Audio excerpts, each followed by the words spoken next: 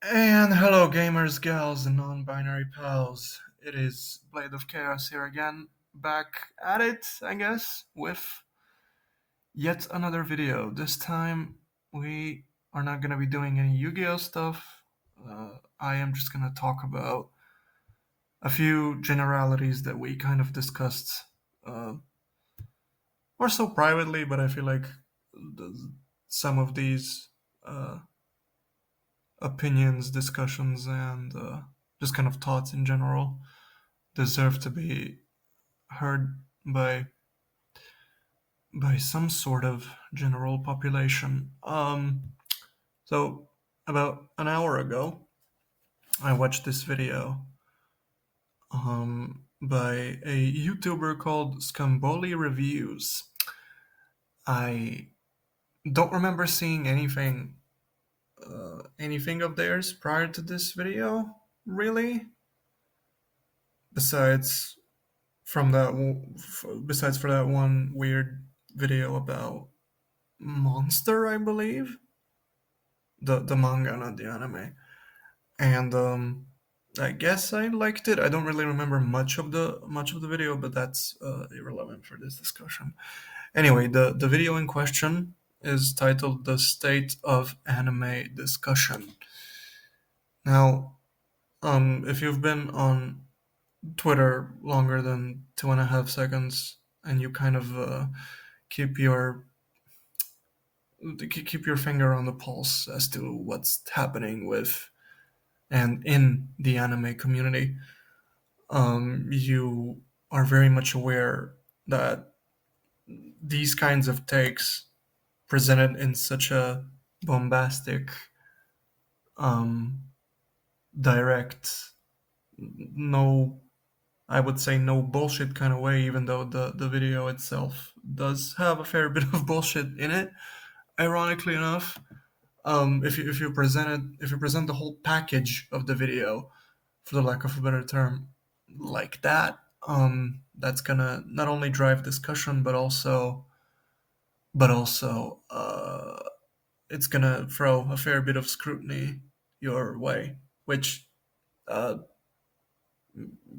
these communities, more often than not, are entirely based around interests, which common interests with different individuals, which just kind of drives the entirety of the discourse in a direction that's not entirely productive, I guess. So the video itself talks about reactions to some of their videos, namely the reception, largely negative reception, apparently, of their video on Madoka Magica. Now, full disclosure before I get into this, I have never seen the anime. I have no idea actually what the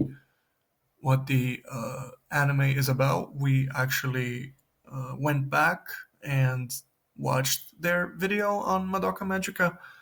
I watched it with a friend of mine who's well well versed in what Madoka Magica is and the fandom, and everything that's kind of corresponding to the anime itself.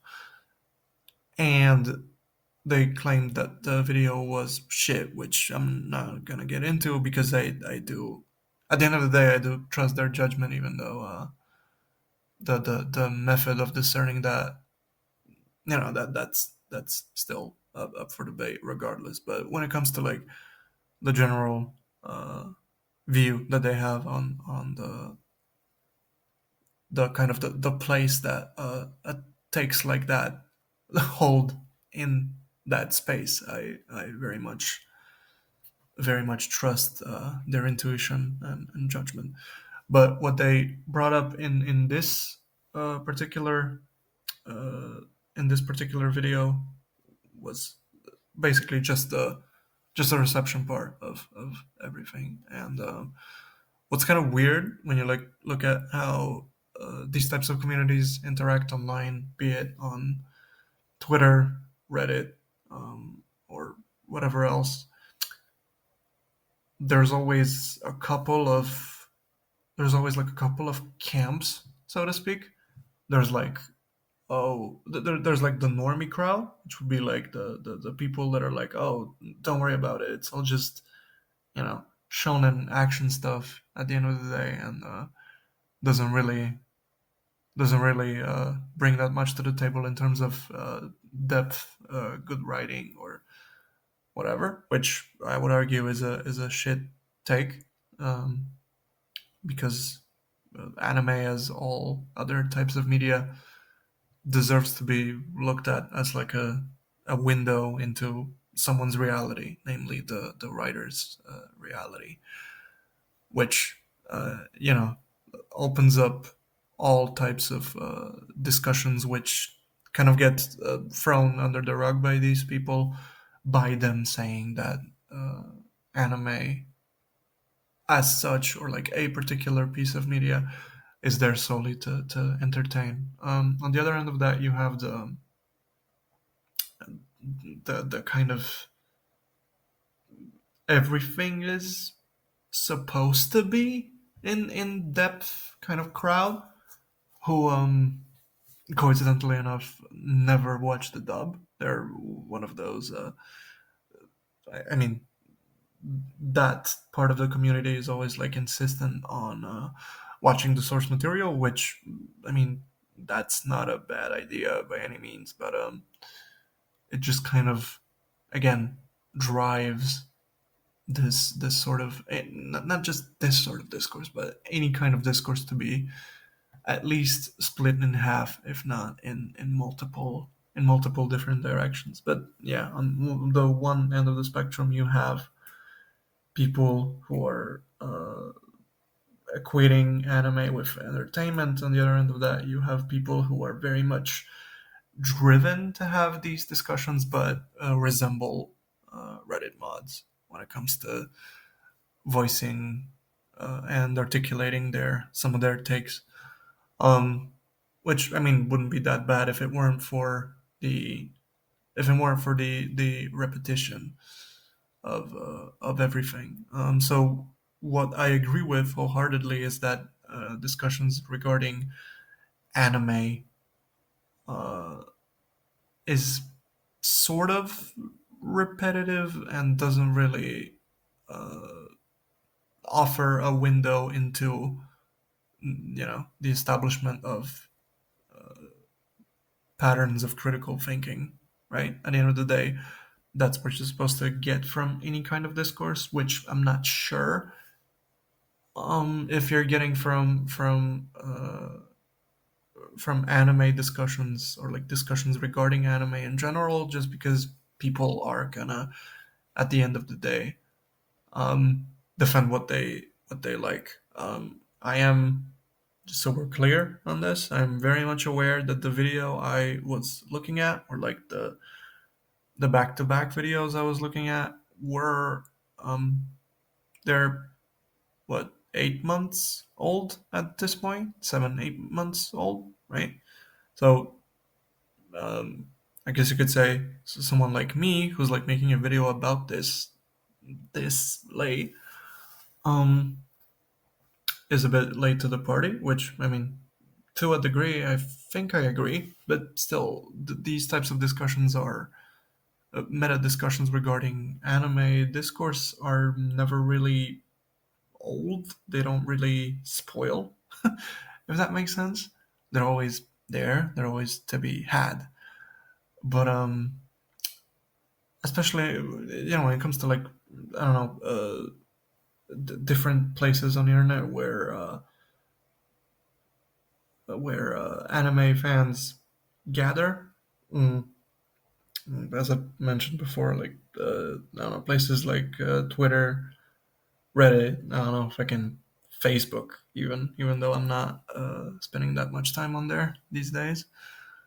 Um, it always tends to go in one of these two directions, which seems to be very limiting. It's always like, oh, either, I don't know, Neon Genesis, something like Neon Genesis Evangelion is the deepest thing you've ever seen, or it's it's just another mecha anime that tries to be edgy with its portrayals of depression, which I mean none of those are quite true because I feel like Evangelion offers a sweet spot in between the two. There is like a bunch of action, but the action sort of comes as a reaction to the plot itself, which is entirely psychologically driven. Like it's character driven, and the character motivations are uh, psychologically and socially defined. And Evangelion does not run from that, as I'm sure most of you who are going to be watching this video already know. So, yeah, it's not just about the mecha suits, it's also about the characters and their relationships between each other, their relationships to themselves, their relationships to the world around them. When it comes to like, I don't know, really classic stuff, like we also rewatched Akira a couple of months ago. That's like one of those that's universally one of those animes is just like universally loved across the board, just because the source material or the manga is so good that Katsuhiro Otomo, who's the writer of the manga and the director of the film, uh, he knew what he was doing and he had all the space in his own writing to kind of tell a compelling story. Which, I mean, if you look at the space Akira occupies in the global collective consciousness, I would say he did a phenomenal job. You know, uh, not just with the characters, but also with the visuals and just kind of the visual language of Akira, irrespective of the animation itself. Just kind of the way things are presented is top notch. You can't really top that. Um, for like a late '80s production, that's yeah, Akira's up there. On the other end, you got like things like Serial Experiments Lane, which I don't think I've ever gotten into all that much. Uh, I did watch it, but I didn't really participate in any kind of discourse surrounding it. That's more of a half and half kind of beast when it comes to general reception. I think um, people kind of liked it, but also kind of didn't, given that it's really short. Um, a bunch of story beats were kind of either undeveloped or just missed the mark in certain aspects. So I would guess the community is kind of half and half about when it comes to Lane, uh, primarily because like, I don't know, there's like a camp that thinks that's the deepest shit ever, and then that it was very prophetic and whatever. There's also that camp that doesn't really buy into that and claims it's sort of undercooked. You also have things like Monster. I mentioned that at the beginning of this video, which had a generally positive reception, I would assume, because like it doesn't really it tells a compelling story that talks about a specific period in European history, which also kind of hits the mark with a bunch of people. I would assume that history buffs and anime nerds, that's a demographic that overlaps a lot. um, I don't know what else is there. If I can, oh, a few months ago we also finished watching Classroom of the Elite. At least it's the 3 seasons that are available so far, and yeah, fucking that's a honestly that warrants its own video at this point. It's it's a good story. It has its own little insular community, but for what I've seen, the fucking Reddit people have assailed it. The main point I'm trying to make with all of this is just that it doesn't really like very little of the anime fandom is actually going to not attack the material they're critiquing while also simultaneously critiquing it. Um, they're just gonna say that it's a very rigid binary, right? They're gonna either say that a thing is trash, or they're just gonna glaze it to no end, which creates this very oversaturated space where you can't really have meaningful discussions with anyone regarding anything, regardless of whether or not you like it or you hate it or you're kind of on the fence about it. I feel like there's a spectrum that doesn't really get acknowledged in these conversations. But yeah, I mean, I don't know. The Yu-Gi-Oh anime community is not even exempt from that. To kind of drive the point home a little bit. Fucking, I don't know. I just saw a tweet earlier today that said that like I don't know, Dungeon Dice Monsters could have been or should have been rather more if we're quote being real that DDM was supposed to be more popular than the base game, which is Duel Monsters, at least post season zero or like post the original manga run before it got revamped or continued as a Yu-Gi-Oh! Duelist or whatever the fuck the subsequent volumes of the manga were called. I don't remember at the top of my head. Um, and I remember I tried to be snarky about it. And I said something along the lines of like, Rage Bait like used to be believable, and now it's just kind of dumb and doesn't really serve any purpose whatsoever beyond it being Rage Bait. It's not self-aware at all. Um, yeah, I also remember saying something like, even though I liked Classroom of the Elite, I wrote a post about this on Reddit a couple of months ago. Even though even though in general I loved the three seasons of Classroom of the Elite, with the first being my favorite one, I felt like Anakoji's backstory was done much better in the manga, and that I just did not like what the anime did with the portrayal of his backstory and the White Room and all of that. And I remember getting a couple of like very long-winded responses from people who were like trying to claim that the vagueness in and of itself is kind of the point. Which I mean, that might as well be the point. But if it doesn't open up the story, if it doesn't let the story breathe, then I'm gonna, ask a very simple question. Then what was the point?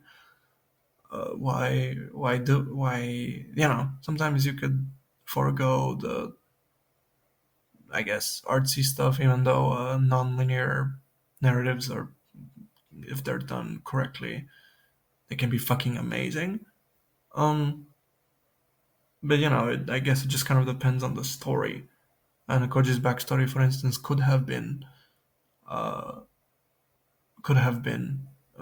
told in a linear way, and you would forego some of the vagueness for the purpose of the story itself being easier to follow, I would argue.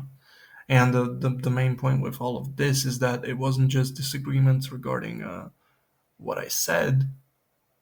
It was also like a bunch of ad hominem stuff, a bunch of fucking uh, outright dismissals without any quote unquote epistemological backing. Most of the times from people who didn't even fucking watch anything. And the other end of that is just, you know, the rage bait I was talking about earlier. Which I mean, again, it's done poorly, and the kind of what you kind of get, by the same token, when all of that is happening, and you have like a bunch of meaningless discourse taking place. We also have to remember that, you know, uh, to kind of represent the other side also a little bit. We also have to remember that we're on the fucking internet, and that um, and that edginess is welcome if it's done in good taste, right? Um.